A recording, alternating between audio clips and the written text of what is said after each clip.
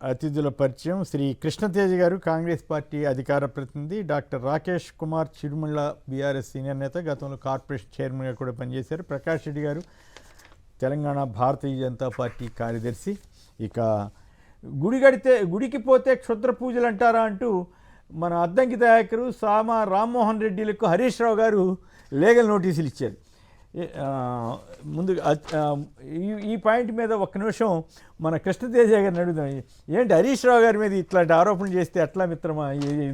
గుడికి వెళ్తేనే క్షుద్ర పూజలు అంటారా? ఇప్పుడు మన కేసీఆర్ గారు ఇవి వినడానికి చాలా బాగుంటాయి. జనరలీ మనం ఎక్కడ మాట్లాడిన మొత్తం ఎపిసోడ్ రిప్లై వచ్చిన తర్వాత నేను మాట్లాడడం బాగుంటుంది. ఎందుకంటే ఇవాళ మార్నింగే లీగల్ నోటీస్ చూస్తున్నాము. ఇవాళ హరీష్ రావు గారు డెఫినెట్లీ అలా అంటే హరీష్ రావు గారు మాట్లాడిన హరీష్ రావు క్షుద్ర పూజ చేస్తున్నారని సామా రామ్మోహన్ రెడ్డి అన్నారంటే, అంతకుముందు అద్దంకి దయాకర్ గారు జనరల్గా ఇట్లాంటివి మాట్లాడితే లీగల్ నోటీస్ ఇచ్చారు కదా, రిప్లై ఇస్తే డెఫినెట్లీ తర్వాత మేము స్పందిస్తే బాగుంటుంది. ఎందుకంటే ఆల్రెడీ మ్యాటర్ సబ్జుడైజ్ ఉంది కాబట్టి. సబ్జుడైజే ఉంది, లీగల్ నోటీస్ ఇస్తే సబ్జుడైజే. కానీ మీరు తప్పించుకోవాలనుకుంటే సమాధానం చెప్పడానికి తప్పించుకోవాలని అంతేనా మన రాకేష్ గారు? ఎస్ సార్, అదే చెప్తాను. అంటే మాట్లాడిన తర్వాత ఆయన దగ్గర సమాచారం లేదని చెబుతున్నాడు. ఒకటే చెప్తున్నాను సార్. అంటే మేము జనరల్గా గుడికి వెళ్తాం సార్. గుడికి వెళ్ళినప్పుడు హరీష్ రావు గారు గుడికి వెళ్తే క్షుద్ర పూజలు చేస్తున్నారంటే ఈయనేమన్నా నిమ్మకాయలు జిడిగింజలు ఏమన్నా సప్లై చేసారా సార్? ఆడ ఏం మాట్లాడతారు? నేనేమంటున్నా అంటే దిస్ నాట్ ఏ గుడ్ కదా సార్, అది మంచిది. నేనేమంటున్నా అంటే గుడికి వెళ్తే క్షుద్ర పూజలని, మరి వర్షాలు పడుతున్నాయి, మా పూజలతోటే పడ్డాయని ఎందుకు చెప్తలేవు? మరి హరీష్ రావు గారు పూజలు చేస్తేనే వర్షాలు పడ్డాయి, లేకపోతే మీ దిక్కుమాల రాజ్యంలో వానలు లేవని చెప్తామా? మన this not a good sir. మేము గుడికి పోవన్నా పోవద్దా అంటే ఎవరి మతాన్ని వాళ్ళు ఆచరిస్తా అంటే కూడా దాన్ని కూడా తప్పు పట్టేటువంటి నీచమైనటువంటి సంస్కృతి మంచిది కాదు. సరే, ఇట్లాంటి మాటలు మాట్లాడితే వాళ్ళ వ్యక్తిగత అంశాలు కూడా మాట్లాడాల్సి వచ్చింది అనుకోండి సార్. అనవసరమైన వ్యాఖ్యలు చేయమంటే పదాలు కూడా వాడొద్దు, అభ్యంతరకర. నేనేమంటున్నా అంటే సార్, అట్లాంటివి మాట్లాడినప్పుడు వ్యక్తిగత గుడికి పోతే ఆయన స్పష్టంగా హరీష్ రావు గారు లీగల్ నోటీసులు ఏం చెప్పారంటే, గుడికి వెళ్తే నా మీద అబాండాలు వేశారు, గుడికి వెళ్ళడం కూడా తప్పేనా అంటే మీరు చెప్పినట్టే నేను నడుచుకో అన్నా ఆయన అంటే ప్రతిపక్ష నాయకుడు అయినంత మాత్రం హరీష్ రావు గారి మీద ఇంత ముందు ఎప్పుడు ఇట్లా ఆరోపణ అది కాదు. నేనేమంటున్నా అంటే ఎంత సరే, ఒకటే నీకు సిద్ధాంతం ఉంటే, నువ్వు డెవలప్మెంట్ ఉంటే, నీ అభివృద్ధి గురించి సంక్షేమ పథకాల గురించి చెప్పుకోవాల్సిన పరిస్థితిలో బూతులు, తిట్లు, పర్సనల్ ఆరోపణలు చేయడంతో కాంగ్రెస్ పార్టీ రోజు రోజుకు దిగజారిపోతుంది. ఎప్పుడైతే సబ్జెక్ట్ చేస్తున్నారులే వాళ్ళు మాత్రమే సబ్జెక్ట్ ఎప్పుడైతే సార్ ఇప్పుడు నేనేమంటున్నా అంటే, ఇప్పుడు నాది నీది చెప్పడం కాదు సార్. మీరు అంటారు కదా అది ఆరోపణలు ఉన్నాయని. సార్, ఇంజనీరింగ్ స్టూడెంట్ల గురించి ఎవరు మాట్లాడారు? నేను ఏమంటున్నా అంటే లేదు సార్, హరీష్ రావు గారిని కావచ్చు, కేటీఆర్ గారిని కావచ్చు, కేసీఆర్ గారిని కావచ్చు, ఎవరిని కావచ్చు, నేనేమంటా అంటే వ్యక్తిగత దూషణలకు పాల్పడడం. ఒకవేళ నిజంగానే డయాస్ మీద ఒక వేదిక నడుస్తుంది, అక్కడ ఏదో నువ్వు మాట్లాడినావంటే వేరు. ప్రెస్ మీట్ పెట్టి మాట్లాడడం ఏంటి సార్ ఇంత దుర్మార్గంగా? గుడికి పోతే అంటే హిందువుల మనోభావాలు ఏ విధంగా కించపరిచినా ఏం లేదని కాంగ్రెస్ పార్టీ అనుకుంటే వాళ్ళ ఇష్టం సార్. రైట్. ప్రకాష్ రెడ్డి గారు, ఇది కాస్త మీకు ఇబ్బంది కలిగే అంశమే. కానీ ఎందుకు ఇది ఏం సంకేతం? జంజీ సంకేతమా, కాక్రోచ్ల ఎఫెక్టా, లేక మామూలుగా అయితే లోకల్గా మీ జాతీయ అధ్యక్షుడు కాకపోతే అంత పెద్ద ప్రాధాన్యత కొంత వచ్చేదేమో, కానీ దానితో ప్రశాంత్ కిషోర్ దేశవ్యాప్తంగా తెలిసిన వ్యక్తి అవడంతో కూడా దీనికి ప్రాముఖ్యత వచ్చింది. సో ఈ షాక్ని మీరు ఎట్లా అబ్జర్వ్ చేసుకుంటారు?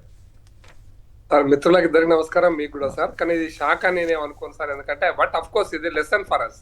ఇది మాకు ఒక సంకేతం అనుకోవాలి, ఇంకొక హింట్ ఇచ్చినట్టు అనుకోవాలి తప్పిస్తే అది షాక్ అని మాత్రం కాదు సార్. షాక్ కాకుండా ఎట్లా ఉంటుంది? మీ జాతీయ అధ్యక్షుడు నియోజకవర్గం కదా. చెప్తాను సార్.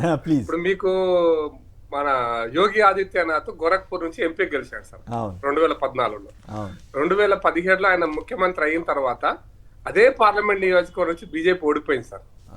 అప్పటికైనా ముఖ్యమంత్రి అయ్యాడు యోగి ఆదిత్యనాథ్, ముఖ్యమంత్రి గోరఖ్పూర్ నుంచి. అట్లా ఉప ముఖ్యమంత్రిగా మౌర్య గారు ఆ రోజు ఆయన ఎంపీ, మౌర్య గారు ఉప ముఖ్యమంత్రి అండి. ఈ 2 పార్లమెంట్ సీట్లు బీజేపీ ఓడిపోయింది కాబట్టి అది మరి అదే ఆ తర్వాత 2 సంవత్సరాల తర్వాత జరిగిన పార్లమెంట్ ఎన్నికల్లో ఆ 2 సీట్లు మళ్ళీ బీజేపీ గెలిచింది. అంటే అందుకోసమనే ఒక లెసన్ గా, ఒక సంకేతంగా తీసుకోవడం అనేది తప్పనిసరి అవసరం. అది అంటే ట్రయల్ గా తీసుకుంటారా? ఉప ఎన్నికలో ఓడిపోతే ఇట్లా ఉంది, ఇది ఏం జాగ్రత్త పడాలి అనేది ఇది ఒక ఇండికేషన్ అనుకోవాలన్నమాట. అట్లయితే ఇన్స్పైర్ చేసే అవకాశం. అందుకోసం కూడా పర్సెంటేజ్ ఆఫ్ ఓటు కూడా బాగా తగ్గింది. అది కూడా మేము ఆలోచించుకోవాలి. మేము ఆలోచించుకోవద్దని అంటలే, అది ఒక సంకేతంగా తీసుకోవాలి. అయితే ఆర్జేడీ సపోర్ట్, ఈ లాలూ ప్రసాద్ యాదవ్ గారి పార్టీ సపోర్ట్ వల్ల కూడా ఈయనకి ప్రశాంత్ కిషోర్ కి అడ్వాంటేజ్ వచ్చి ఉంటుందా? వచ్చింటే సరే, బట్ 37% అనేది పోలింగ్ చాలా తక్కువ పర్సెంటేజ్ లెక్క పెట్టుకోవాలి. అందుకోసమనే మన అతి విశ్వాసంతో బీజేపీ నాయకులు పనిచేయలేదా? కానీ 8 టర్ములు తండ్రి కొడుకులు ఇద్దరు ప్రాతినిధ్యం వహించి 8 టర్ములు గెలిచిన సీటు పోవటం అంటే కొంచెం ఆశ్చర్యమే అనిపిస్తుంది. సార్ మీకు బెస్ట్ ఎగ్జాంపుల్ గోరఖ్పూర్ చెప్పారు సార్. యోగి ఆదిత్యనాథ్ 2 సార్లు అంతకుముందు మాకేం ఇబ్బంది ఉండదు, జనరల్ ఎలక్షన్ వచ్చేసరికి మేమే చూసుకుంటాం అంటారు, అంతే కదా? నేను ప్రజలు ఇచ్చే తీర్పుడు ఆ మాత్రం అర్థం చేసుకోవాలంటున్నాను సార్. రైట్. కృష్ణతేజ మీరేమంటారు? ఇప్పుడు గోరఖ్పూర్లో కేసీఆర్ గారు 45 ఏళ్ల నుంచి వాళ్ళ కంచుకోట ఇంతకుముందు ఎలక్షన్స్ 52,000 మెజారిటీతో గెలిచినారు నితిన్ నబీ గారు. ప్రస్తుతం జెన్జీ మూవ్మెంట్ తర్వాత మీరు గమనించండి 37% ఓటింగ్ శాతమే జరిగింది. తర్వాత అక్కడ యువత విపరీతం ఓటేయడానికి ఆసక్తి చూపించలేదు. తర్వాత పరిణామాలు చూడండి, ఎలక్షన్ కావడం, టైమింగ్ ఆఫ్ ఎలక్షన్, తర్వాత Bihar, Jharkhand, UP and northern Maharashtra నుంచి విపరీతమైన ఈ యూత్ తరలి వచ్చినారని మీనేగా జాతీయ పత్రికలన్నీ కవర్ చేసినాయి. అందుకే యువత మధ్యప్రదేశ్ లో కాంగ్రెస్ గెలవడం కూడా ఆ ప్రభావం, కాంగ్రెస్ గెలవడము, ఇక్కడ వీళ్ళు ఓడిపోవడము, అనాసక్తి చూపించడం, ప్లస్ మోరోవర్ ఎక్కువ కూడా కాంగ్రెస్ సీట్ అయినా జనరల్ గా గవర్నమెంట్ బీజేపీ కదా మధ్యప్రదేశ్ లో. కానీ 2 పాయింట్స్, కాంగ్రెస్ సిట్టింగ్ సీట్ ఒకటి, మా అభ్యర్థి డిసిడెంట్ గా పోటీ చేసి అక్కడ మాకున్న సీనియర్ అభ్యర్థి డిసిడెంట్ గా పోటీ ఇచ్చారు. 2 ప్రధాన కారణాలతో ఇంకొకటి ఒకటే కారణంతో కాదు సార్. కేసీఆర్ గారు ఆ సీట్ లో బీజేపీ ప్రెసిడెంట్ ఎంపీ పూణే మన ఎక్కడ పట్నం ప్రెసిడెంట్ ఎంపీ రవిశంకర్ ఆయన పేరుదో ఉంది. ఆయన మేము అక్కడ ఎవరు నిలబెట్టినా, అక్కడ కుక్కర్ నిలబెట్టినా గెలుస్తుందని పదం వాడారు. మీ సాక్షిలో కూడా వచ్చింది. అట్లాంటి కాన్ఫిడెన్స్ లో పోయిన వాళ్ళు 37%. BJP is known for RSS and Sangh electioneering, poll management. ఒక ఓటర్ని నిజంగా బూత్ రాక తీసుకొచ్చి ఓటు వేయలేకపోయినారంటేనే అక్కడ బీజేపీ నుంచి వ్యతిరేక గలం వస్తున్నట్టు. బీజేపీ ఆర్ఎస్ఎస్ సంఘ్ నిజంగా పనిచేయకపోవడానికి ఇది నిజంగా సాక్షాత్ ఎగ్జాంపుల్ అన్నట్టు. యువత తరలి రాకపోవడమే మోడీ పైన వ్యతిరేకత మొదలైనట్టు. ఇవాళ విద్యార్థులు ఒక తరపున విద్యార్థి మోడీ ప్రభుత్వం వ్యవహరించిన ద్వంద్వ వైఖరికి ఇది సాక్షాత్ నిదర్శనం అన్నట్టు. ఎందుకంటే నితిన్ నబీ అనే వ్యక్తి ఇవాళ జాతీయ అధ్యక్షుడు. ఇవాళ వాళ్ళు బీహార్లో ముఖ్యమంత్రిని మార్చిన తర్వాత ఆర్జేడీ సపోర్ట్ రాలేదు. మొన్న వాళ్ళు గెలిచింది కూడా ప్రశాంత్ కిషోర్ గారు, మీరు ఎలక్షన్ కరెక్ట్ అనలైజ్ చేస్తే ప్రశాంత్ కిషోర్ గారు పార్టీ ఓట్ చీల్చడం వల్ల వీళ్ళు అక్కడ నిజంగా గవర్నమెంట్ ఫామ్ చేయడం, అన్ని సీట్లు 70+ సీట్స్ పీకే వల్ల గెలిచారు వీళ్ళు, ప్లస్ అయింది. ఇవాళ అది ఈ ఎలక్షన్స్ నిజంగా బయటపడింది. మా కాంగ్రెస్ పార్టీ తరఫున ప్రజల తీర్పు గౌరవిస్తున్నాం. ఇప్పటికైనా సరే నెక్స్ట్ టైం కూడా ప్రశాంత్ కిషోర్ గారి పార్టీ పోటీ చేస్తే అప్పుడు మరి ఇబ్బంది రాదా? మంచి క్వశ్చన్ అండి. ఇది ఆర్ఎస్ఎస్ సంఘ్ ఎప్పుడైతే ఓటర్లను యువతను బూత్ రాగా తీసుకురాలేకపోతున్నారో, 37% ఓట్లకే శరీరకే వాళ్ళు పరిమితి అయిననో, ఇవాళ అదే ఒక ఇండికేషన్. ఆ శరీరంలో కూడా చూడండి 19,000 చిల్లతో ప్రశాంత్ కిషోర్ గారు గెలిచినారు. This is an indication that BJP is losing is ground even in north. ఇప్పుడు డీలిమిటేషన్ రాకపోతే బీజేపీ ఎగ్జిస్టెన్స్ మనగడకపోతుంది కేసీఆర్ గారు. ఇది మా ఒక అనలైసిస్ దీనిపైన. మరి ఎక్కువ ఊహిస్తున్నారు మేము ఏదో ప్రాక్టికల్ రాకేష్ గారు చెప్పక ముందు ఒక పాయింట్ చెప్తాను సార్. చెప్పండి. హైదరాబాద్ లో 28 అసెంబ్లీ సెగ్మెంట్ సార్, 28 అంటే హైదరాబాద్, గ్రేటర్ హైదరాబాద్ 2 కార్పొరేటర్లు గెలిచింది సార్ కాంగ్రెస్ పార్టీ. 2 కార్పొరేటర్లు, అది మచ్చుకు. మరి అసెంబ్లీలోకి వచ్చేసరికి 65 అసెంబ్లీ గెలిచింది కదా సార్. దాన్ని ఏ కోణంలో ఒక్క జడ్పించారు? మంచి క్వశ్చన్.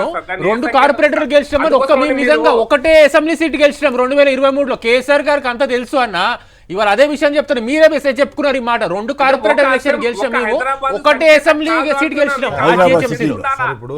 మీరు ఆర్ఎస్ఎస్ గురించి మాట్లాడుతున్నప్పుడు ఆ మాత్రం సెన్స్ ఉండాలి. ఏంటంటే హైదరాబాద్ నే కనుక కొలమానంగా తీసుకుంటే మీరు అసలు గెలవనే వద్దు తెలంగాణలో, 0 మీకు రానే వద్దు. కానీ గెలిచింది కదా మీరు. అంటే దాని అర్థమైందంటే ఒకదాన్ని కొన్ని సంకేతాలు తీసుకొని మీకు ఏదో సంబంధం లేని సంస్థల పేర్లు ఇక్కడ మాట్లాడడం అంటే గొప్ప మేధావులు అని అనుకునేటువంటి భావజాలంతో కాంగ్రెస్ బతుకుతుంది. రాహుల్ గాంధీ చెప్తున్నటువంటి ఒక సైకలాజికల్ అంటే స్టీరియోఫోనిక్ స్టేట్మెంట్ తప్పిస్తే ఆర్ఎస్ఎస్ సంఘానికి ఏం సంబంధం ప్రతిసారి ఆర్ఎస్ఎస్ లేదే బీజేపీ లేదని అంటారు ప్రతిసారి రాహుల్ గాంధీ సైకోఫోబియాలో బతికితే బతకండి శాశ్వతంగా అట్లే ఉండండి. రాహుల్ గాంధీ బతుకొని ఎట్లయిందో మీ అందరు బతకట్లేదు. రైట్. పవన్ గారు హైదరాబాద్ నుంచి. పవన్ గారు నమస్కారం. చెప్పండి, ప్రశాంత్ కిషోర్ గెలుపు దేనికి సూచిక? ఇది అసలు ఉప ఎన్నికలో పెద్ద ఇష్యూయే కాదు, జనరల్ ఎలక్షన్స్ మాయేగా అంటున్నారు ప్రకాష్ రెడ్డి గారు. లేదు సార్, గుడ్ మార్నింగ్ అందరికి.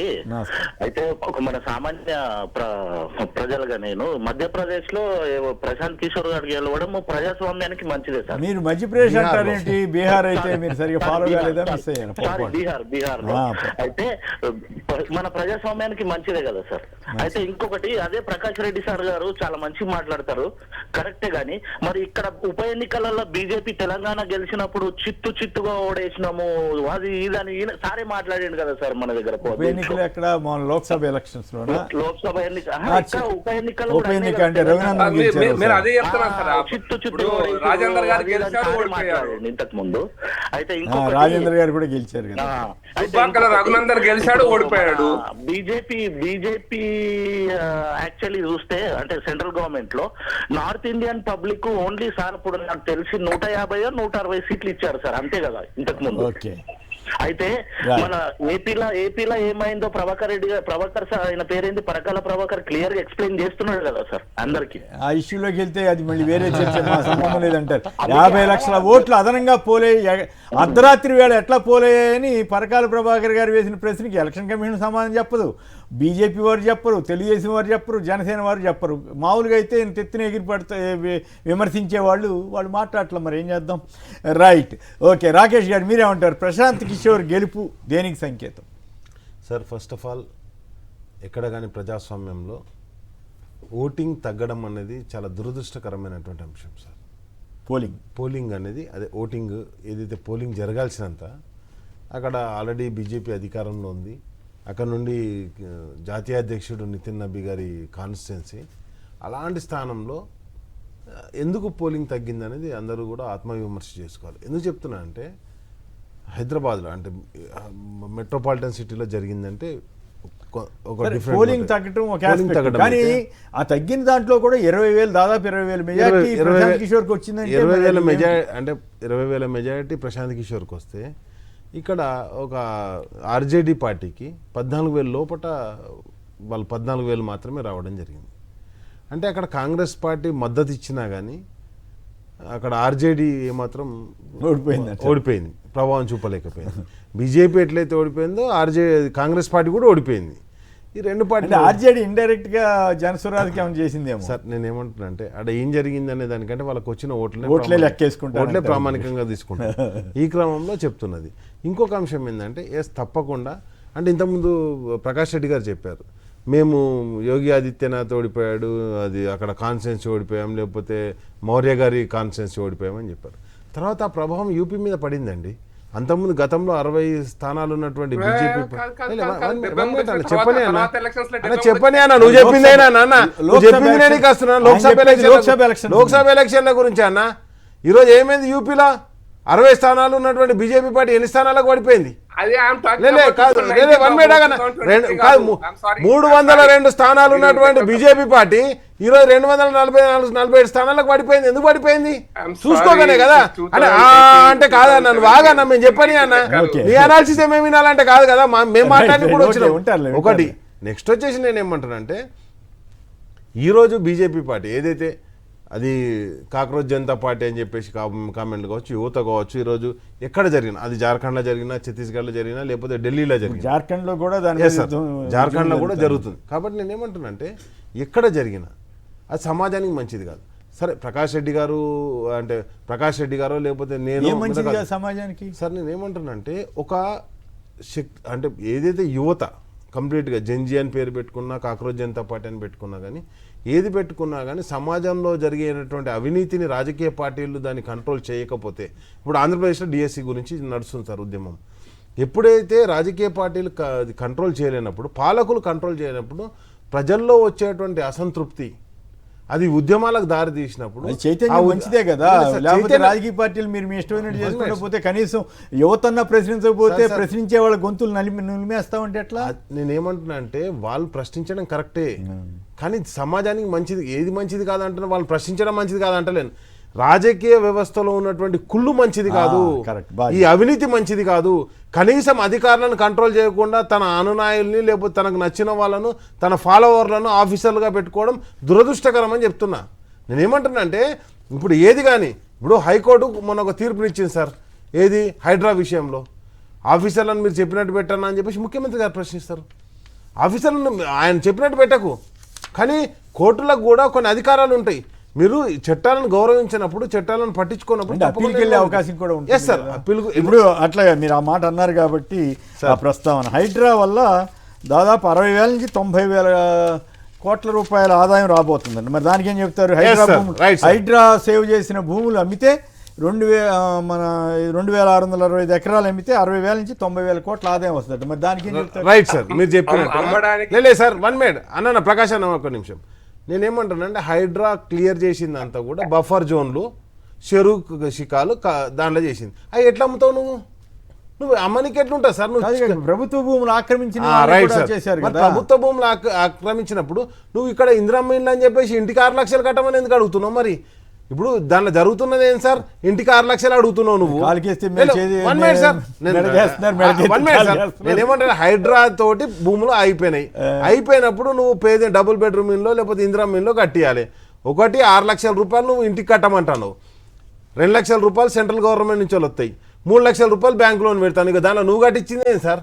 అవి కూడా ఏంది హౌసింగ్ బోర్డు భూములు తాకట్టు పెట్టి నేను అడిగేది భూములు అమ్మడం ద్వారా 90,000 కోట్లు ఇంకా రాలేదు కదా, వస్తాయి అనేది. మరి అంటే హైడ్రా మంచి చేసినట్లా కాదా అనేది ప్రశ్న. నేను ఒకటే అడుగుతున్నా, పేదోనికి గుంట జాగిస్తాలో గజం జాగిస్తాలో దాంట్లోకించి హైడ్రా పేరు మీద నువ్వు చెరువు శిఖాలు ఖాళీ చేస్తున్నావు. నువ్వు ఒకటి హైడ్రా ఖాళీ చేస్తున్నది సార్, పార్కులు అమ్మనికి లేదు, ఏది బఫర్ జోన్లు అమ్మనికి లేదు. ఈ ఏమి అమ్మనికి లేనప్పుడు నీకు 1000 కోట్లు వస్తాయని ఎట్లా చెప్తున్నావు సార్? నాకు అర్థమైతే లేదు. అంటే నువ్వు చేసి 1,500 కోట్లు సేవ్ చేశానన్నాడు కదా ఆయన. అదే సార్ నేను అడుగుతున్నది ఏంటంటే అమ్ముతే దాని ధర సార్, అమ్మని దానికి నువ్వు ధర కడితే ఎట్లా? ఓకే, నేనేమంటున్నా అంటే ఆకాశంలో ఇంద్రధనుసు వచ్చింది దాన్ని అమ్మకాన్ని పెడతా అంటే ఎట్లా సార్? నువ్వు చేస్తున్న పని మీరు అయితే అమ్మనెవరు? నేను అమ్మనిచ్చారు కదా, ఎట్లా అమ్ముతానని అడుగుతున్నా సార్. నా డౌట్ ఏంది ఇప్పుడు నువ్వు ఖాళీ ఓకే ఈ ఇష్యూ మీరు మాట్లాడేశారు. ఫైనల్ గా ఒక మాట చెప్తే దీంట్లో కూడా వెళదాం.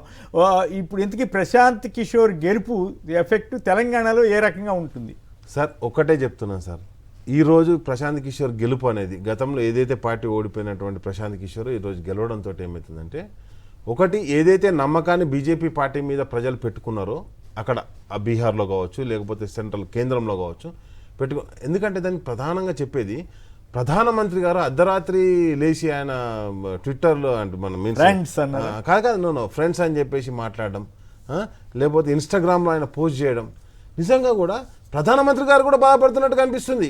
ఆయన ఆనందంగా ఉన్న నిద్రపట్టగా అర్ధరాత్రి లేచి పోస్ట్ చేసిండు ఆయన. ఏంది ఇది అసలు ఏం జరుగుతుంది, ఆఫీసర్లు ఏం పనిచేస్తలేరు, మొత్తం కరప్టెడ్ అయిపోయారు, దేశాన్ని అమ్మేస్తున్న ఫీలింగ్ ఆయన కూడా వచ్చింది. ప్రధానమంత్రి కంట్రోల్ చేయనంత అవినీతికి ఈరోజు ఈ దేశం దిగజారిపోయిందని చెప్పేసి ప్రధానమంత్రి గారే ఒప్పుకున్నారు అర్ధరాత్రి ఆయన పోస్ట్ తోటి. కాబట్టి ఆయన కూడా బాధలనే ఉన్నారు. తెలంగాణలో ఏ రకమైన ఎఫెక్ట్ సార్? తెలంగాణలో కూడా నేనేమంటానంటే ఆల్రెడీ ఈరోజు ఉద్యమాలు ఏ విధంగా నడుస్తున్నాయో మనం చూస్తున్నాం. దాని గురించి తప్పకుండా సబ్జెక్ట్ గురించి మనం ఏమంటున్నామంటే ఎంత అసంతృప్తితో ఉన్నారంటే ఈ రాష్ట్రంలో ముఖ్యమంత్రి గారు కూడా యువతకు చేయాల్సినటువంటి ఏ హామీని కూడా వాళ్ళ 9వ పేజీలో ఒకటి ఉంటుంది సార్, యూత్ డిక్లరేషన్ అని, అది మర్చిపోయారు సార్. వాళ్ళ మేనిఫెస్టో మర్చిపోయారు. నేను అన్ని వివరాలు అడగట్లా, దాని ప్రభావం ఎవరికి అడ్వాంటేజ్, కాంగ్రెస్కా బీజేపీకా లేక మీకా బీఆర్ఎస్కే ఉంటుంది సార్. బీఆర్ఎస్కే ఈ రోజు ప్రజలతో మమేకమే పోరాటం చేస్తుంది రాష్ట్రంలో ఒకే ఒక్క పార్టీ బీఆర్ఎస్ పార్టీ సార్. కాబట్టి తప్పకుండా నేనేమంటున్నానంటే ప్రశాంత్ కిషోర్ ఎఫెక్ట్ మీకు ఉపయోగపడుతుంది సార్. ప్రశాంత్ కిషోర్ ఎఫెక్ట్ అని కాదు సార్, మేము ఒక్కటే చెప్తున్నాం, యువత ఎక్కడ స్పందించినా ఎక్కడ గొంతు విప్పినా తప్పకుండా అక్కడ ఉన్నటువంటి మేము వాళ్ళకి మద్దతు ఇవ్వడం జరిగింది. అక్కడ ఇంద్రపాల్ ధర్నా కావచ్చు లేకపోతే యువ సంగ్రామ సభ కావచ్చు, ఇక్కడ కనీసం అంటే యువత గురించి మాట్లాడలేనటువంటి స్థితిలో బీజేపీ పార్టీ ఉంది కాబట్టి న్యాయం చేయాల్సినటువంటి కాంగ్రెస్ పార్టీ ఎట్లా న్యాయం చేస్తలేదు, Right. వ్యతిరేకించాల్సిన బీజేపీ పార్టీ దాని గురించి మాట్లాడతలేదు. కాబట్టి తప్పకుండా వాళ్ళిద్దరు మ్యాచ్ ఫిక్సింగ్ ఉందా? ఎస్ సార్, తప్పకుండా ఉంది. వాళ్ళేమో మీ ఇద్దరికి మ్యాచ్ ఫిక్సింగ్ సార్ నేనేమంటున్నా అంటే మ్యాచ్ ఫిక్సింగ్ ఎట్లుందో ఆధారాలతో కూడా నిరూపిస్తున్నాం కదా సార్ మేము. దానికి ఇంకో ఓకే. జయప్రకాష్ గారు హైదరాబాద్ నుంచి, ఒక్క నిమిషం అండి ప్రకాష్ గారు మీరే మాట్లాడలేదు. జయప్రకాష్ గారు నమస్కారం, మాట్లాడండి సంక్షిప్తంగా. గుడ్ మార్నింగ్ అండి. నమస్కారం. ఇప్పుడు రవిశంకర్ ప్రసాద్ కేంద్ర మంత్రి ఏమన్నారంటే అక్కడ కుక్కను నుంచోబెట్టిన ఆ కాన్స్టిట్యుయెన్సీలో గెలుస్తారు, అలాంటి స్ట్రాంగ్ హోల్డ్ మాది అక్కడ అని చెప్పాడు. అవును. సో అక్కడ people of Bikanur constituency fully rejected. అది అప్పర్ క్యాస్ట్ డామినేటెడ్, 2 లక్షల మంది ఓటర్లు ఉన్న constituency. Major institutions Gandhi Maidan, ప్రతిష్టాత్మక గాంధీ మైదాన్ ఎక్కడైతే జయప్రకాష్ నారాయణ ఉద్యోగం ఎక్కడైతే నితీష్ కుమార్ ఆయన స్టార్ట్ చేశాడో అలాంటి మేజర్ ఏరియా, కర్పూరి ఠాకూర్ వీళ్ళంతా అక్కడి నుంచి వచ్చిన ఏరియా అది. బీజేపీ మొట్టమొదటి ప్రాంతం, బీజేపీ స్టార్టింగ్ పాయింట్ అక్కడే మొదలైంది. వాళ్ళ ఆయన నితిన్ నవీన్ వాళ్ళ ఆయన కాన్స్టిట్యుయెన్సీ అది. నితిన్ నవీన్ కూడా 4 సార్లు ఎలక్ట్ అవుతున్నాడు. ఇంత స్ట్రాంగ్ హోల్డ్ లో కుక్కను కూడా పెట్టి గెలుస్తారన్న వాళ్ళు ఓడిపోవడం అనేది difference. It is message to all traditional political parties, there is a change. Gen z will not accept traditional politics. అవును. ఏదేమైనా ఒకటి ట్రెడిషనల్ పాలిటిక్సే కాదు, ఎంతసేపు మతపరమైనటువంటి ఆలోచనలు వ్యాప్తి చేయటం కాకుండా సైంటిఫిక్ ఆలోచనలు చేయట్లేదు అని మొన్న ఇస్రోలో కొంతమంది శాస్త్రజ్ఞులు రాజీనామా చేశారట.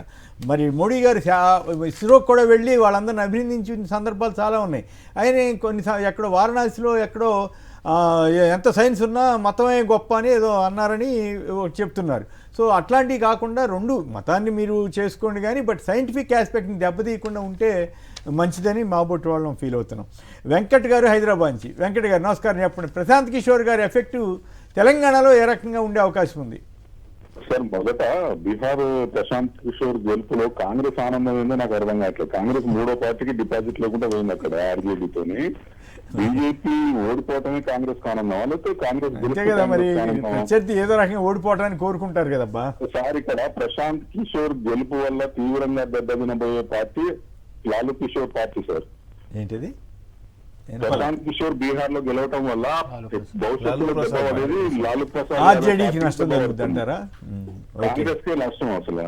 ఇక రెండోసారి ఇక్కడ మునుగోడులో గెలిచినంత మాత్రాన బీఆర్ఎస్ అధికారంలోకి రాలే కదా. అవును, కరెక్ట్. ఒక ఉప ఎన్నిక రిజల్ట్ అనేది జనరల్ ఎలక్షన్ల మీద పెద్ద ఇంపాక్ట్. అంటే మామూలుగా అయితే కరెక్ట్ మీరు చెప్పినట్టు ఇక్కడ కూడా బీఆర్ఎస్ ఓడిపోయిన మాట వాస్తవమే 2-3 చోట్ల.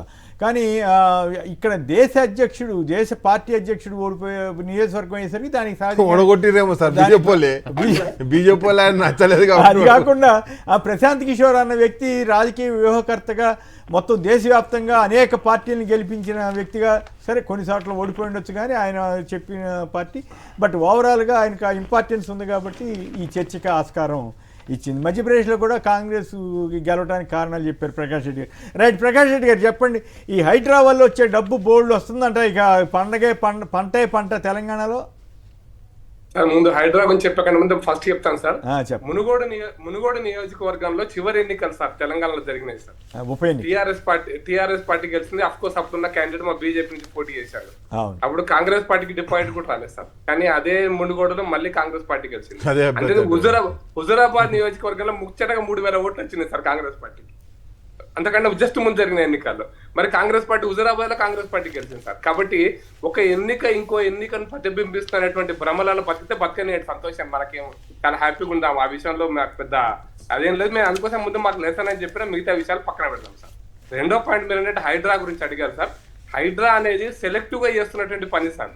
అంటే ఎవరైతే ముఖ్యమంత్రి కనుసన్నలలో ముఖ్యమంత్రి ఆశీస్సులతో ఉన్న బిల్డింగ్ లకు పోరు, ఆ బిల్డింగ్ లో చర్చ చేయరు, ఆ బిల్డింగ్ లు కూలగొట్టారు. రెండో పాయింట్ ఏంటంటే ఇవన్నీ మీరు ఏమనుకోకపోతే సరదాగా ఒక వ్యాఖ్య చేస్తా. కేంద్రంలో మనం కనుక మనకు కావాల్సిన వాళ్ళ మీద సిబిఐ మనకు కావాల్సిన వాళ్ళని పంపించడం, ఆ తర్వాత వాళ్ళు మన దగ్గర చేరిపోగానే మొత్తం హుష్ కాకి అంటూ ఇట్లా ఇదే పద్ధతి ఇక్కడ కూడా జరుగుతుంది అంటారా? నేను రంగనాథ్ చిన్న మీటింగ్ లో కూడా ఉన్నాను సార్. నేను అనేది ఏంటంటే మీరు వారు అన్నట్టుగా ప్రభుత్వ భూములు ఎంకరేజ్ కాకుండా కాపాడాల్సిన బాధ్యత కోసమే హైడ్రా అనేటువంటి దాన్ని ఒక స్టాట్యూటరీ పవర్స్ ఇచ్చి పెట్టింది కరెక్ట్. దాని అయితే మీకు దురదృష్టం ఏంటంటే, మీకు చిన్న ఎగ్జాంపుల్ చెప్తారు సార్. ఈ విధ్వంసం మొత్తం హైదరాబాద్ నగరంలో 50-60 ఉన్నాయి ఈ చెరువులు, పాత చెరువులు. అవి ఇరిగేషన్ చెరువులు సార్, అవి ఆయకట్టు సాగునీటి చెరువులు. అవన్నీ ఉప్పలు కూడా సాగునీటి చెరువే. మా మలక్పేట సరూర్ నగర్ కూడా చాలా సాగునీటి చెరువే. అట్లాంటి సాగునీటి చెరువులు ఫాక్స్ సాగర్ ఒకటి ఉన్నది సార్ జీడిమెట్ట దగ్గర. ఆ ఫాక్స్ సాగర్ నడిబొడ్డున ఇండ్ల కోసం పర్మిషన్ ఇచ్చినటువంటి great party Congress party sir, the great party. లేకపోతే అక్కడ మన అస్మత్పేట చెరువు మనందరికి ఫేమస్ చెరువు సార్.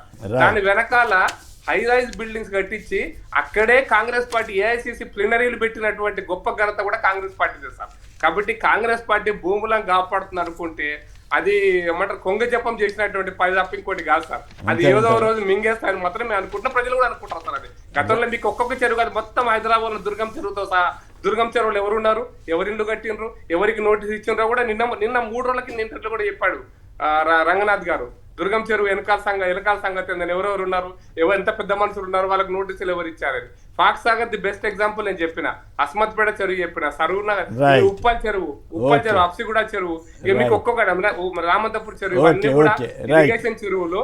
వీటన్నిటిని కూడా కొంగ జపం చేస్తుంది కాంగ్రెస్ పార్టీ తప్ప దీంట్లో ఫలితాలు ఏం రావు సార్. ఈ రోజు కాకపోతే రేపైనా 90,000 కోట్లు రావంటారు అట్లయితే. రైట్, 90,000 కోట్లు రావంటారు. అమ్మడానికి స్కోప్ రాకేష్ చెప్పింది కరెక్ట్ సార్. జాగాలి సార్ అవి ఎక్కడ దొరుకుతాయని చూస్తున్నారు తప్పిస్తే అమ్మడానికి కోసం కాదు. ఇవి అమ్మడలేరు, రేపు పొద్దున దీని పేరు మీద ఇంకెక్కడో దొరకబట్టి అమ్మడానికి కోసం ప్రయత్నం చేస్తారు. రైట్. కొమ్మినేని గారు, ఇప్పుడు మనం ఈ భూమి అమ్ముతామో లేదో తెలియదు కానీ హైడ్రా వల్ల నిజంగా 150,000 కోట్ల విలువైన సుమారు 3,375 ఎకరాలు మనం సేకరిస్తామని రంగనాథ్ గారు చెప్పినప్పుడు ఇంత చర్చ జరగలేదు. కానీ ఇవాళ 90,000 కోట్లు వస్తే ఆ భూమికి అమ్ముతాయని అంటే అంత చర్చ జరుగుతుంది. ఎందుకు? ఇవాళ రేవంత్ అన్న 2024లో తీసుకున్న హైడ్రా అనే చర్య వల్ల పార్కులు, కబ్జాలు చేసిన భూములు, ఎఫ్టీఏ లిమిట్లు ఉన్న పార్కులు, నిర్వహిసేతర కట్టడాలు అన్నీ కూల్చడము, టేక్ ఓవర్ చేయడం వల్ల ఈ చర్చ జరుగుతుంది. ఇవాళ అది అమ్ముతే ఇవాళ మనం ఎందుకు చెప్తాం, గాజుల రామారంలో 317 ఎకరాలు, దీంట్లో ఒక భావం ఎగ్జాంపుల్, కుక్కడపల్లిలో ఒక ఉన్నది. ఆ ఒక్క గాజుల రామారం అమ్ముతేనే మీరు ఒక 40,000 కోట్ల రాకు వస్తుంది. ఎందుకు చెప్తున్నాను అంటే ఒక విషయం, ఒక నవ్వడం కాదు. ఇవాళ మనం అమ్మకపోవడం అనేది సెకండరీ. ఎవరికి కూడా ప్రజల సొమ్ము ప్రజల పరిరక్షణ కోసం తీసుకొచ్చినాం. ఇంత ముందు ప్రభుత్వాలు అట్లా కాదు కదా, ఉన్న భూమిని ఎతికి ఆక్షన్ చేసి అన్యాయ రియల్టర్ తోని ఎస్కలేట్ చేయించి బెడ్ చేయించి ఏ రకంగా ఆర్టిఫిషియల్ రియల్ ఎస్టేట్ భూమి తీసుకొచ్చారో మీకు తెలుసు, అదే చెప్తున్నా సార్. ఇప్పుడు ఏదైనా కేసీఆర్ గారు ఇవాళ కొత్త సంస్కృతి తెలంగాణ బీజం పోసింది. వాళ్ళు చెప్పదలుచుకుంది ఏంటిది, 90,000 కోట్లు ఇవాళ వస్తుందని మీ ప్రముఖ దినపత్రికలో సాక్షిలో ప్రచురితమైంది. అమ్ముతే ఇవాళ అమ్మకపోవడం సెకండరీ, కానీ చర్చ జరగాలి. అమ్ముతే కానీ ఇవాళ కాదు, మీరు పొరపాటు చెబుతున్నారు. ఆర్థిక వనరుల సమీకరణ కేబినెట్ సబ్ కమిటీ నిర్ణయం అంటే ఇది, అంటే అమ్మకపోవడం అనేది కాదు. ఇక్కడ వీళ్ళేమో లెక్కలేసి రాశారు, బట్ దీని వెనకాల ఉన్నది ఎవరా అంటే కేబినెట్ సబ్ కమిటీ చెప్పిందంటే గవర్నమెంట్ చెప్పినట్టే కదా. ఇప్పుడు డెఫినెట్లీ ఇది కేబినెట్ పెట్టాలి. తర్వాత అప్రూవల్ తీసుకున్న తర్వాత మీలాంటి విద్యావంతులు సీనియర్ పాత్రకే తెలియదు ఒక విషయం. తర్వాత ఇది నిర్వాసేతర ప్రాంతాల్లో సేకరించే భూమిని మనం హైడ్రా పరిధిలో అంటున్నాం. ఇలా హైడ్రా వల్ల మనకి ఏమొస్తుంది అనే దానికంటే హైడ్రా ఇవాళ స్వాగతిస్తామా లేదని మేము చర్చిస్తున్నాం. ఎందుకంటే ఇవాళ సుమారు కోర్ అర్బన్ రీజియన్లో 16 అసెంబ్లీ సెగ్మెంట్లలో 22,500 బెనిఫిషియర్స్లకు కేటాయించుకుంటూ డబల్ బెడ్రూమ్లు కట్టిస్తున్నాం ఈ సిటీ సెంటర్లో టవర్స్లో. నిన్న మీ సాక్షిలో ప్రచురితమైన వార్త కూడా ఈ నిజంగా ఈ డబ్బులు నిజంగా ఈ హైడ్రా వేలంలో డబ్బులు నిజంగా డబల్ పేదలకు పంచిపెడతారా, పేదలకు గడతారనే వార్త వచ్చింది. అంటే ధనవంతులు కబ్జాకోరుల ఆస్తులు ఏమి నేల వాళ్ళకి ఖర్చు పెడతారా, ఒక ఎకనామిక్ ఈక్వాలిటీ తీసుకొస్తారా అనే సారాంశం మీకు అర్థమవుతుంది ఓవరాల్ గా. సో ఇవాళ రేవంత్ రెడ్డి గారిని స్వాగతిస్తారా వద్దా? నేను అడిగాను, నేను లెక్క కూడా చెప్పిన, మిత్రుడేదో చెప్తుండే లెక్క. ఎందుకు ఇప్పుడు ఈ డబ్బు కాదు ఆరోగ్యశ్రీకి రామ్ అంటే 2 ఏళ్లుగా పైసా చెల్లించని రేవంత్ సర్కార్. ఏపీలో కూడా ఇలాగైతే సేవలు కొనసాగించలేమని ఆరోగ్యశ్రీ నెట్వర్క్ మీరు అదొక్కటే చెప్తారు సార్, ఇంకోటి చెప్తారు. మరి బీసీ ఫీజు రియంబర్స్మెంట్ అడుగుతా కూడా పక్క రాష్ట్రం 10,000 కోట్లు మమ్మల్ని అన్నారు. మరి ఇక్కడ వాళ్ళు ఇయ్యాలి కాబట్టి నేను కూడా ఇయ్య అంటుండు. యథా గురువు తదా శిష్య. బీజేపీ వాళ్ళని అడగమన్నారు, అక్కడ వాళ్ళ ఆందోళన చేస్తారు. అక్కడ ఇయ్యలే 10,000 కోట్లు, ఇక్కడ కూడా నేను ఇయ్యలే అని చెప్పిండు. మా గురువు ఇయ్యలే కాబట్టి నేను ఇయ్యలే అని చెప్పిండు. బీజేపీలను ప్రశ్నించామంటే బీజేపీని అడగండి, బీజేపీలు అడుగుతారు, అది వేరే విషయం. కానీ అక్కడ ఇయ్యలేదు కాబట్టి నేను ఇయ్యలేదు అని ఇక్కడ Okay. చెప్పిండు. So, అండ్ నెక్స్ట్ వచ్చేసి నేను బ్రేక్ తీసుకోవాలి, చెప్పండి. సార్ ఒకటే మాట చెప్తున్నా, మిత్రుడు చెప్పిండు ఆ ఇండ్లన్నీ కూడా ఏది సబ్ కమిటీ పెట్టిన దాంతో పైసలు ఇస్తాం, ఇల్లు కట్టిస్తాం అన్నాడు. ఇల్లు కట్టిస్తాను సబ్ కమిటీ చెప్పలేదు సార్. సబ్ కమిటీ ఏం చెప్పింది, 6 లక్షలు నువ్వు కట్టు, 2 లక్షలు కేంద్రం ఇస్తుంది, 3 లక్షలు లోన్ పెడతా. దాంట్లో ఇంకా రాష్ట్ర ప్రభుత్వం కాంగ్రెస్ పై నిరుద్యోగి ఛార్జ్ షీట్, ఖమ్మం యువకుడి వాంగ్మూలం, దౌర్భాగ్య పాలన తిరస్కారం అంటూ కేటీఆర్ గారు సీరియస్ వ్యాఖ్య. ఇక రేవంత్ రెడ్డి ఈ మాట అనుకుంటుంటే బాగుండేదేమో కేటీఆర్ గారు. రేవంత్ రెడ్డి క్రిమినల్ వేస్ట్ అన్నారని కాంగ్రెస్ని నిన్న అన్నారు, మళ్ళీ వాళ్ళు రేవంత్ రెడ్డి గారి దాకా వచ్చారు. అట్లా అనుకుంటుంటే, అట్లాంటి పదాలు వాడకుంటుంటే గౌరవ ముఖ్యమంత్రి గారి పట్ల ముఖ్యమంత్రి గారు వాడచ్చా సార్?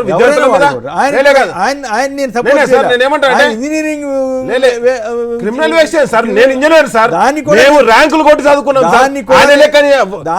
సమర్థించలేదు, దయచేసి మీరు అర్థం చేసుకోవాల్సింది, దాన్ని సమర్థించలేదు. ఫస్ట్ మాట్లాడింది మీరు కూడా అట్లాంటి పదాలు భాష. అది నేను చెప్పేది, తెలంగాణలో కొంత రాజకీయంగా చైతన్యవంతమైన ప్రాంతం, అందరూ కలిసి మాట్లాడుతున్నారు. ఎన్నికైన ఏడాదిన్నరలోపే అప్పుల కొండ కరిగించేశారు, 400 కోట్లకు పైగా రుణ బకాయిలు తీర్చేశారని ఒక వార్త వస్తే దాని మీద విచారణ జరిపే దమ్ముందా, పేరు పెడతారా, కాంగ్రెస్ ఎమ్మెల్యేలు లూటీ ఏజెంట్లుగా మారారని మహేష్ రెడ్డి గారు అంటున్నారు. సో ఈ రెంటి మీద మీ కామెంట్ ఏమిటి రాకేష్ గారు? టైం తక్కువ ఉంది, కాస్త. ఫస్ట్ ఆఫ్ ఆల్ ముఖ్యమంత్రి గారు మా ఇంజనీరింగ్ స్టూడెంట్లను మమ్మల్ని, నేను engineering sir, I'm doctorate in civil engineering, Osmania యూనివర్సిటీలో నేను డాక్టరేట్ చేశాను. మేమంతా కూడా 10th పాస్ అయ్యి, ఇంటర్మీడియట్ పాస్ అయ్యి, ఇంజనీరింగ్ రావాలంటే మేము ఎంసెట్ రాసో, ఈసెట్ రాసో, కేసెట్ రాసో, ఏదో ఒక సెట్ రాసి మేము ఇంజనీరింగ్కి సెలెక్ట్ అవుతాం సార్. అంతే తప్పితే మేము బ్యాక్ డోర్ ఎంట్రీ కాదు, మామ పేరు చెప్పుకోను, అత్త పేరు చెప్పుకొని, ఇంకోళ్ళ పేరు చెప్పుకొని రాలేదు సార్. ఒకటి. రెండో అంశం ఏంటంటే, ఇంజనీరింగ్లో ఎప్పుడు కూడా, నేను సివిల్ ఇంజనీర్ సార్, నాకు ఇంజనీరింగ్లో ఏం చెప్తారు సార్, లెటర్ ఎట్లా రాయాలని చెప్పారు sir. Bending moment calculation, shear force calculation, ఏదైతే రెయిన్ఫోర్స్మెంట్ ఎట్లా అలాట్మెంట్ చేయాలో వీటి గురించి ఉంటుంది సార్. అండ్ నెక్స్ట్ వచ్చేసి నేను ఏమంటాను, ఇప్పుడు జరిగింది ఎందుకు అసలు, ఆయన దగ్గరకు అప్లికేషన్ పట్టుకొని ఇవ్వాలి పోలే, అప్లికేషన్ పట్టుకొని పోయింది ఎవరు అంటే ఎమ్మెల్యేలు. దేనికి పోయారు అంటే, గతంలో రాజశేఖర్ రెడ్డి గారు ముఖ్యమంత్రిగా ఉన్నప్పుడు ఒక 2 అద్భుతమైన పథకాలు తీసుకొచ్చారు సార్. అది మా కేసీఆర్ గారు కూడా సభలో ఎప్పుడు చెప్పేవారు. రాజశేఖర్ రెడ్డి తీసుకొచ్చినటువంటి 2 పథకాల్లో ఒకటి ఫీజు రియంబర్స్మెంట్ సార్, ఇంకోటి ఆరోగ్యశ్రీ సార్. దాని పేర్లు కూడా చేంజ్ చేయలేదు సార్. మేము రాజశేఖర్ రెడ్డి గారు ఏ పేరు పెట్టారో అదే పేరు పెట్టారు. ఇంకా దాన్ని ఇంకొంత డెవలప్ చేసి బడుగు బలహీన వర్గాలు పిల్లలందరూ చదువుకోవాలని చెప్పేసి ఓవర్సీస్ స్కాలర్షిప్ అని చెప్పేసి దానికి ఇంకో 20 లక్షలు యాడ్ చేసి విదేశాలకు పోయినప్పుడు ఇచ్చేవాళ్ళు సార్. ఈ సర్టిఫికేట్లు ఇవ్వట్లేదు సార్. సర్టిఫికేట్లు ఇవ్వట్లేదు అని చెప్పేసి ఎమ్మెల్యేలు అందరూ పోయి ముఖ్యమంత్రి గారిని అడిగితే ఆయన మొత్తం ఇంజనీరింగ్ స్టూడెంట్లే క్రిమినల్ వేస్ట్ అంటారు. ఫిన్లాండ్ కొని జర్మనీకి టీచర్లను పంపించేస్తారు ట్రైనింగ్ ప్రోగ్రామ్. అసలు మీ టీచర్లు వేస్ట్ ఎవరికైనా అప్లికేషన్ ఈ రాయమంటే చదువు చెప్పేటోళ్ళు టీచర్ని పట్టుకొని నువ్వు అప్లికేషన్ ఈ రాయమంటే అంటే ఈ చదువు చెప్పనట్ట. విద్యార్థులను అవమానించినావు, టీచర్లను అవమానించినావు, తల్లిదండ్రులను అవమానించినావు. నా కొడుకు ఏదో గొప్పగా చదువుకున్నావు అంటే చదువుకోకపోతే ఉత్తగా నచ్చింది నేను ఆడదాక. నువ్వు నీ చదువు నీ సర్టిఫికేట్ల గురించి మేము అడుగుతలేం కదా సార్. వ్యక్తిగత కామెంట్ లేదు సార్. నేను ఏమంటానంటే నిన్న అన్న మొత్తం మీనింగ్ తీసుకోండి సార్. 89 క్రిమినల్ కేసులు ఉన్నటువంటి వ్యక్తిని కాంగ్రెస్ పార్టీ ముఖ్యమంత్రిగా పెట్టడమే క్రిమినల్ వేస్ట్ అని చెప్పిండు. కాబట్టి నువ్వు అంత మాత్రాన క్రిమినల్ వేస్ట్ అనలేవు కదా. ఆయన నెక్స్ట్ వచ్చేసి ఇంజనీరింగ్ల గురించి మాట్లాడు సార్. టీహబ్లో ఇన్నోవేషన్ సెంటర్లో 2300 స్టార్టప్ కంపెనీస్ వచ్చినాయి సార్, ఇన్నోవేషన్ సెంటర్స్ వచ్చినాయి. అండ్ నెక్స్ట్ వచ్చేసి నేను ఏమంటానంటే, ఈరోజు గతంలో 2,70,000 మంది ఉన్నటువంటి దాన్ని 10 లక్షల మంది మూతబడి 60 ఇంజనీరింగ్ కాలేజీలు మూతబడి. ఇప్పుడు దానికి ఏం చెప్తారు? నేను ఏమంటానంటే 60 ఇంజనీరింగ్ కాలేజీలు మూతపడ్డాయా, ఇంకే కాలేజీలు మూతపడ్డాయా అనేది అది వాళ్ళ వ్యక్తిగత అంశాలు సార్. వాళ్ళు వేరే బిజినెస్ షిఫ్ట్ అయినప్పుడు చాలా యూనివర్సిటీ సార్. నేను ఏమంటే ఇంజనీరింగ్ కాలేజీలో కొంత స్టాండర్డ్ తక్కువగా ఉంది అనే విమర్శ కూడా ఉంది. బట్ అంత మాత్రం చేత అట్లా అనకూడదు అనేది కూడా వాస్తవమే సార్. నేను ఒకటే చెప్తున్నా సార్, రూరల్ కాలేజీలో పాపం వాళ్ళు ఒక 4-5 కలిసి ఫ్యాకల్టీ సార్, ఫ్యాకల్టీ కాదు, నువ్వు జీతాలు ఇవ్వకపోతే ఎవరు ఉంటారు సార్? అదొక సమస్య ఉంది మీకు. నేను ఏమంటానంటే, మేము 19,500 కోట్ల రూపాయలు ఫీజు రియంబర్స్మెంట్ కింద ఇచ్చాం. ప్రభుత్వంలో మీరున్నారు, లెక్కలు డిక్లేర్ చేయండి. ఈరోజు రానటువంటి మేము గతంలో పెండింగ్ పెట్టిన ఎంత సార్, 2,800 కోట్లు మేము పెండింగ్ పెట్టాం. కానీ కాంగ్రెస్ పాత 14 కంటే ముందు 2,300 కోట్లు కూడా మేము కాంగ్రెస్ బాకీ కట్టాం. అండ్ నెక్స్ట్ వచ్చేసి నేను ఏమంటానంటే, ఈరోజు 3 సంవత్సరాలు అవుతుంది సార్, ఫీజు రియంబర్స్మెంట్ ఇవ్వలేదు. ఇవ్వకపోతే కాలేజీలు ఎట్లా నడవాలి సార్? అండ్ ఇంకొక ప్రధానమైన సమస్య, ఇది ఒక్కటే తీసుకోండి సార్.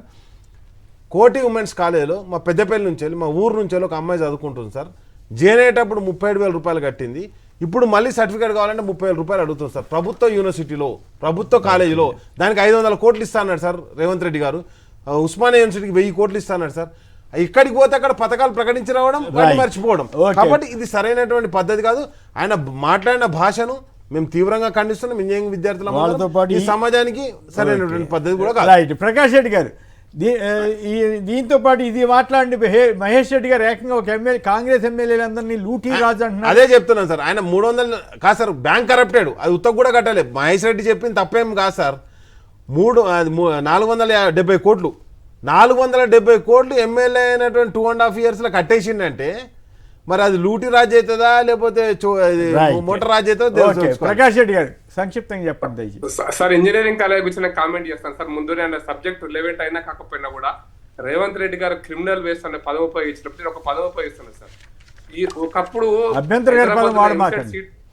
ఎంసెట్ సీట్ వస్తే ఫస్ట్ ప్రిఫరెన్స్ ఎవరైనా ఇంజనీరింగ్ స్టూడెంట్ ఇచ్చారంటే ఉస్మాన్ ఇంజనీరింగ్ కాలేజ్ కి, నెక్స్ట్ జేఎన్టీయూకి ఇచ్చేస్తారు ఫస్ట్ ప్రిఫరెన్షియల్ దీంట్లో స్టేట్ కాలేజ్ లో. దురదృష్టం ఏం తెలుసా సార్, ఉస్మానియా యూనివర్సిటీలో ఉన్న ఇంజనీరింగ్ కాలేజ్లో వారు రాకేష్ రెడ్డి అక్కడ చదువుకున్నారు. అన్ని డిపార్ట్మెంట్, ఒక డిపార్ట్మెంట్ అంటాను, ఏ డిపార్ట్మెంట్ కూడా head of the department full time professor కాదు సార్, అందరూ కాంట్రాక్ట్ ప్రొఫెసర్స్ సార్. గత ప్రభుత్వం అంటే కాలేజ్ ఆఫ్ టెక్నాలజీలో ఫుడ్ టెక్నాలజీ ఉంది, టెక్స్టైల్ టెక్నాలజీ ఉంది, కెమికల్ ఇంజనీరింగ్ ఉంది సార్. 3 ఉంటే 4 మాత్రమే రెగ్యులర్ స్టాఫ్ సార్. 4 మాత్రమే రెగ్యులర్ స్టాఫ్. అంటే నీ అవస్థ, నీ దరిద్రం.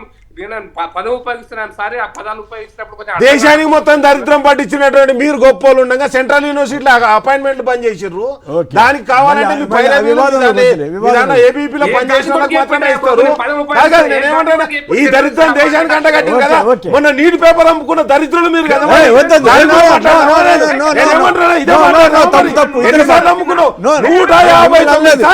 దేశం మొత్తం మేము జనరల్ గా మాట్లాడాడు. Right. Okay okay okay okay కానీ ప్రకాష్ రెడ్డి గారు మాట్లాడండి.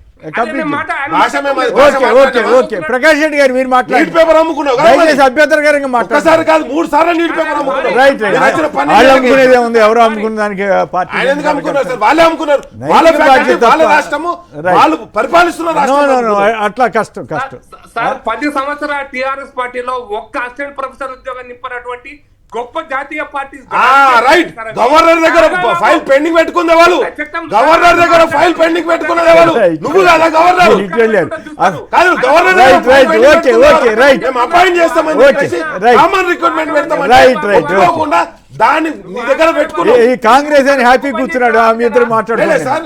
గవర్నర్ దగ్గర ఫైల్ పెండింగ్ చెప్పు. Okay okay okay. విషయానికి రండి, విషయానికి రండి. ఇప్పుడు రేవంత్ రెడ్డి గారిని రైట్, రేవంత్ రెడ్డి సపోర్ట్ కాబట్టి అట్లా మాట్లాడతారు. ఇక దానికేమున్నా రైట్. వాళ్ళిద్దరు ఇంజనీరింగ్ మీరు ఆగండి ఆగండి. రాకేష్ గారు రైట్ రైట్ ఆగండి ఆగండి. రైట్ మాట్లాడి మీరు విషయానికి రండి, సబ్జెక్ట్ రండి. ఇంజనీరింగ్ కాలేజీలు క్రిమినల్ బేస్డ్ అని చెప్పేటువంటి పదం అయితే దుర్మార్గ పదం సార్. ఎందుకంటే దేశంలో ఏ రాష్ట్రంలో కూడా ఇంజనీరింగ్ ఉండదు సార్. Right okay. కొంచెం ఇంజనీరింగ్ విద్య తెలంగాణలో, ఆంధ్రప్రదేశ్ లోనే ఎక్కువ మంది ఇంజనీరింగ్ పోతారు, బీహార్ లో ఎక్కువ మంది సివిల్ సర్వీస్ పోతారు, ఇంకో దగ్గర defence sector. Right right okay right. ఈ రెండు టైం అయిపోయింది దయచేసి. Right right okay. BC fee reimbursement గురించి ఒక్క మాట మాట్లాడండి. ఎందుకంటే ఆంధ్రప్రదేశ్ ని ఇక్కడ ఓకే ఓకే మాట్లాడతలేదు. ఓకే తేజ కొమ్మినేని గారు ఇక్కడ మన రేవంత్ అన్న మన హార్వర్డ్ వాళ్ళు నిర్వహించిన సభలో ఆయన విద్యార్థులను ఉద్దేశించి విద్యను అన్నాడు, విద్యార్థులు అనలేదు, విద్యను అన్నారు. ఇది మనం కరెక్ట్ గమనించాలి. అంటే టీచర్లను ఉద్దేశించి విద్యా ప్రమాణాల గురించి మాట్లాడుకుంటున్నారు. ఎందుకంటే పాయింట్ మాట్లాడు. ఎందుకంటే మేము డబల్ పీజీ హోల్డర్సమే విదేశాలు చదువుకున్నాం, ఇక్కడ చదువుకున్నాం. ఇక్కడ నైపుణ్యత గురించి స్కిల్ అప్గ్రేడేషన్ గురించి మాట్లాడినారు. ఇంకొకటి సెకండ్ పాయింట్, ఇవాళ విద్యా మంత్రిగా మా రేవంత్ వెళ్ళిపో అని చెప్తున్నారు. ఆయన ఇది కూడా అడగడం జరిగింది, నన్ను వెళ్ళిపోమంటే వెళ్ళిపోతా. ఐటీఐలను ఐటీసీలకు అప్గ్రేడ్ చేసినందుక, ట్రాన్స్ఫర్ డెప్యుటేషన్ టైమ్ లీట్ మెకానిజం చేస్తున్నందుక, స్కిల్ డెవలప్మెంట్ సెంటర్ ఏర్పాటు చేస్తున్నందుక, నన్ను నిత్యం ఒక విషయం నిత్యం రివ్యూ మీటింగ్ చేస్తున్నందుక రివ్యూ రియంబర్స్మెంట్ బకాయిలు మేము నెరవేరుస్తున్నందుక ఏది నేను తప్పుదోవ పట్టి చెప్పమన్నారు. ఇక last but not the least, ఇవాళ మీరు రేవంత్ అని అనే ముందు సార్ ముందు వాళ్ళు అనలైజ్ చేసుకోవాలి. గతంలో ప్రభుత్వ పాఠశాలలో ఏ రకంగా విద్య ఉండేది, ప్రమాణాలు ఉండేది, ఇవాళ ఎట్లుంది, ఇవాళ నిజంగా కనీసం ఒక అప్గ్రేడేషన్ చర్చ జరుగుతుంది. ఇవాళ విద్యార్థులను ఉపయోగించి రేపు విద్యార్థుల జీవితం చిలకట కడుగుని వాళ్ళ సాంకేతిక నైపుణ్యం కనుక్కొని ఓకే, అది కాదుగా ఇప్పుడు చర్చ. ఫైనల్గా చెప్పండి, మీ ఎమ్మెల్యే ఎవరో ఒక ఆయన బ్రహ్మాండంగా లాగిచ్చారంటే మహేష్ రెడ్డి గారు ఏమో కాంగ్రెస్ ఎమ్మెల్యే లూటీ చేస్తున్నారన్నారు. ఇవాళ నేను మీ పేపర్లను చదవడం జరిగిందండి. అది కూడా ఏంటిదంటే ఆయన ఎమ్మెల్యే ఏ ఎమ్మెల్యే అయినా పేరు బయటికి రాలేదు, ఆయన ఒక వ్యవస్థ. ఆ వ్యవస్థలో ఒక one of the board of director కూడా వ్యవస్థ డిఫాల్టర్ కూడా ఎన్సీఎల్టీ ఉంది. ఒక వ్యవస్థ ఒక్కసారి 470 కోట్లు ఎవరు కట్టరండి, నేను కూడా కట్టను. ఐటీ నోటీసులు, ఈడీఐ నోటీసులు ఎంబడనే ఇంటికి వస్తాయి అంతే తప్ప ఏదో వ్యవస్థ రేలేటి గారికి ఎప్పుడు సెన్సేషన్ ఇష్టం కాబట్టి ఒక అటెన్షన్ రావడం చేశారు తప్ప ప్రూవ్ చేయమని చెప్తున్నారు. అది కరెక్ట్ కాదు. మంచిర్యాల జిల్లా ప్రూవ్ చేయమంటున్నాం మేము. ఏంటి ఏలేటి గారిని ఎవరు ఎప్పుడు నువ్వెందుకు ఈడీ తరఫున నువ్వు చేయరు. ఓకే, ప్రకాష్ రెడ్డి గారు మీరు రియాక్ట్ అవ్వాలనుకున్నారు, సంక్షిప్తంగా చెప్పండి. నేను ఏం లేదు సార్, అది నేను పేపర్లో వచ్చిన వార్తలే సార్. అది ఒక ఎమ్మెల్యే 480 కోట్ల అప్పు ఉండే, ఆ అప్పు అంతా కూడా బ్యాంక్ అప్పు తీర్చినాడు ఈ ఎన్సీఎల్టీకి పోయిన తర్వాత ఉంది. సరే, అది రొటీన్ గా జరుగుతున్నటువంటి ప్రాసెస్, దాని మీద తీసుకుని చర్యలు తీసుకుంటారు సార్, జరిగే జరుగుతుంది చూద్దాం అంతే తప్ప. బట్ నేను ఒకటే మాట చెప్తున్నాను సార్, ఉన్నత విద్య విషయంలో రేవంత్ రెడ్డి గారు కూడా పూర్తిగా నిర్లక్ష్యమే ఉన్నారు సార్. ఇంజనీరింగ్ కాలేజ్ వేస్ట్ అనడం మాత్రం కరెక్ట్ గా సార్, కిందలు వేస్ట్ అనడం మాత్రం కరెక్ట్ గా.